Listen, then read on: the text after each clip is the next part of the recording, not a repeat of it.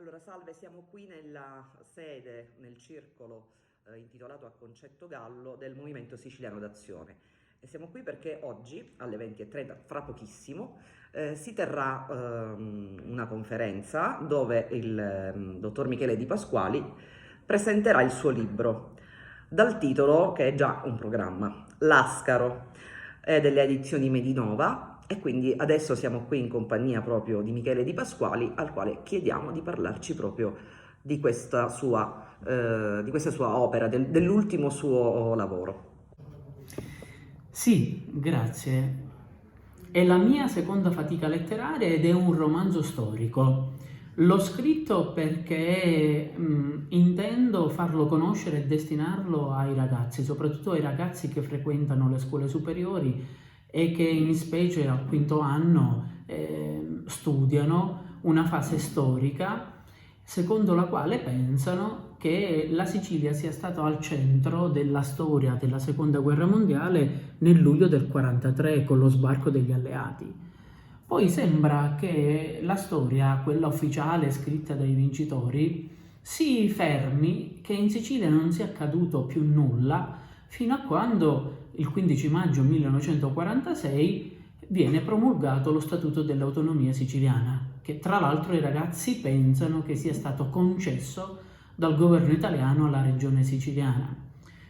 Quindi la storia ufficiale nasconde invece 2 anni e mezzo di guerra civile che si è celebrata in Sicilia e che ha visto il movimento per l'indipendenza della Sicilia protagonista assoluto dello scenario politico.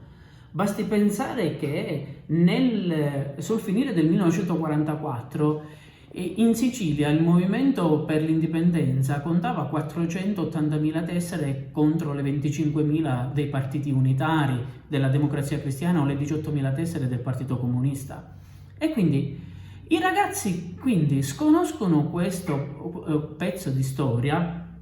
I ragazzi tra l'altro sconoscono lo statuto dell'autonomia siciliana. Non per colpa loro, evidentemente, quindi tu vai a colmare una lacuna che purtroppo esiste, lo sappiamo, e non è colpa dei ragazzi, quindi è giusto che i ragazzi conoscano qual è la vera storia. Indubbiamente, quindi i ragazzi non sanno che in questo periodo storico non solo si è celebrata una guerra civile, ma come diceva Francesco Renda, ha soffiato un vento di pura follia. I ragazzi, tanto per citare qualche avvenimento, non sanno che nel gennaio del 1945 scoppiò in Sicilia il movimento del non si parte.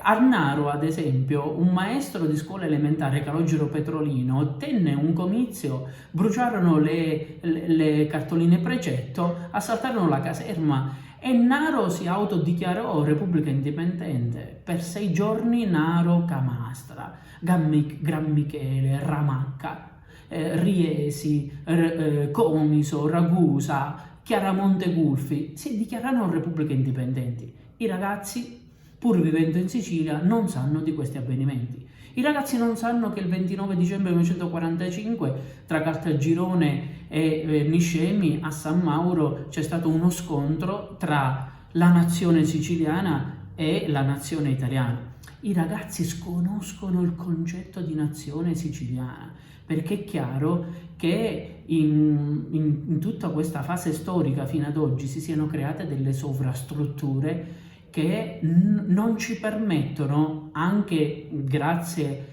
alla storia taciuta, alle verità taciute, di fare un quadro storico diverso. O travisate, cioè volutamente riportate in maniera, no? Un po' di parte, forse. È successo anche questo, nei libri di storia si legge la storia di Garibaldi, per esempio, che magari non è proprio esattamente quella che è stata. Allora il mio obiettivo qual è?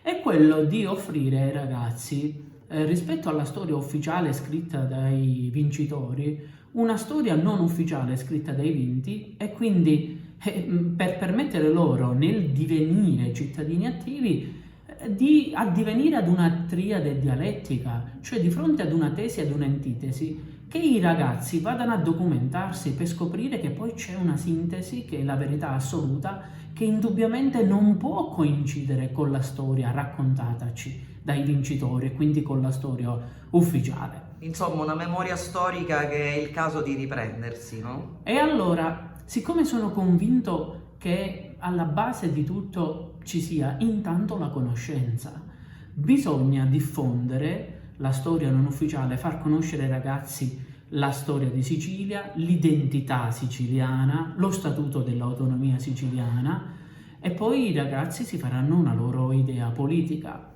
E quindi un terzo, il libro vuole essere un secondo, quindi un'antitesi rispetto a una sintesi che li formerebbe come cittadini. E di questa copertina ne vogliamo parlare? Sì, la copertina nella sua bellezza artistica vuole essere la chiave di lettura del romanzo, perché prima ancora dello sbarco degli alleati, la massoneria, che aveva deliberato un percorso di indipendenza per la Sicilia, aveva ripreso l'antica usanza di riunirsi indossando il cappuccio, per evitare che qualche fascista si infiltrasse nelle loro riunioni e che quindi le denunciasse ai gerarchi fascisti. L'incappucciato nero vuole rappresentare la Chiesa, l'incappucciato grigio vuole rappresentare la mafia agraria, l'incappucciato bianco vuole rappresentare la massoneria, perché Chiesa, cattolica, mafia agraria e massoneria prima dello sbarco degli alleati avevano già deliberato l'indipendenza per la Sicilia, e viene delegato a portare avanti questo progetto di indipendenza l'avvocato Andrea Finocchiara Aprile. L'avvocato Andrea Finocchiara Aprile, quando leggeva, era solito indossare una lente stringinaso, detta in francese pince-nez, che è poggiata proprio sullo statuto dell'autonomia siciliana, e nello sfondo si vede questa bellissima trinacria con doppia faccia e quindi quasi con un significato di ambivalenza su uno sfondo giallo-rosso con i colori della nostra bandiera. Chi ha realizzato questa vera e propria opera d'arte, molto chiaramente su indicazione precisa tua, sicuramente? Una mia amica, nonché artista di Campobello di Licata, che è la professoressa Tanina Montaperto. Perfetto, io ti ringrazio e adesso andremo ad ascoltarti dal vivo, quindi ti concederai anche a tutti gli altri ospiti che sono di là e che stanno aspettando appunto che tu ci parli del libro, del tuo libro, Lascaro, la Sicilia ai siciliani.